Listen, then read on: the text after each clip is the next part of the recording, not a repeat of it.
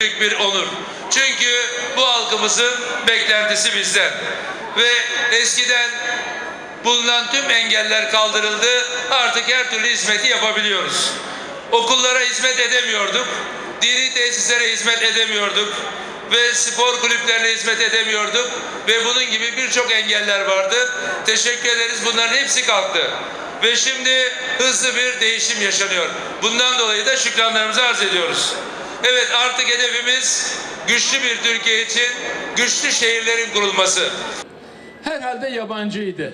Suriyeli olabilirdi, Iraklı olabilirdi, Mısırlı olabilirdi veya Ürdünlüydü, bilmiyorum. Arapça konuştu. Sarıldı başbakanımıza, bırakmak istemedi. Ve kendisine şunu söyledi. Siz Müslümanların izzetisiniz dedi. Müslümanlar sizinle izzet buluyor dedi. Bundan daha güzel bir şey olabilir mi?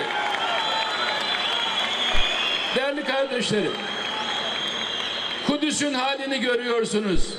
Mescid-i Aksa camisine kirletenleri görüyorsunuz.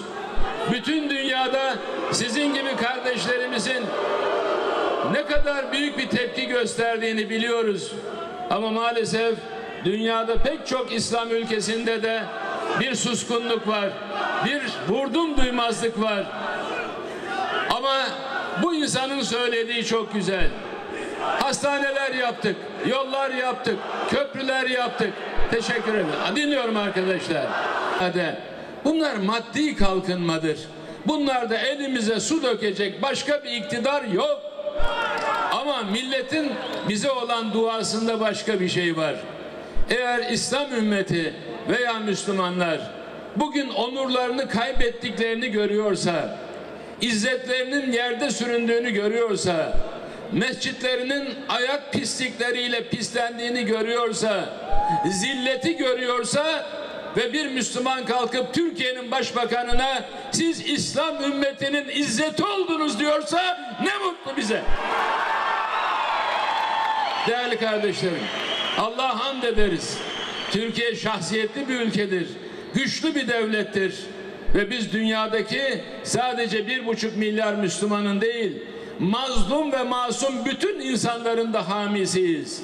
Mazlum ve masum, haksızlığa uğramış dünyanın neresinde bir kitle varsa elini ve kolunu uzatan hayırsever bir milletiz. O yüzden binlerce Ulu Cami cemaatinden bir yurt dışından gelmiş insan gözü yaşlı bizim izzetimiz oldunuz diyorsa 12 senelik iktidarımız helal hoş olsun. Bundan daha büyük bir izzet yok. Değerli kardeşlerim, sizleri kıymetli başbakanımızla baş başa bırakıyorum. Allah sizi bizden, bizi sizden ayırmasın. Hakka emanet olun. Çok teşekkürler. Başarılar diliyoruz. Allah razı olsun.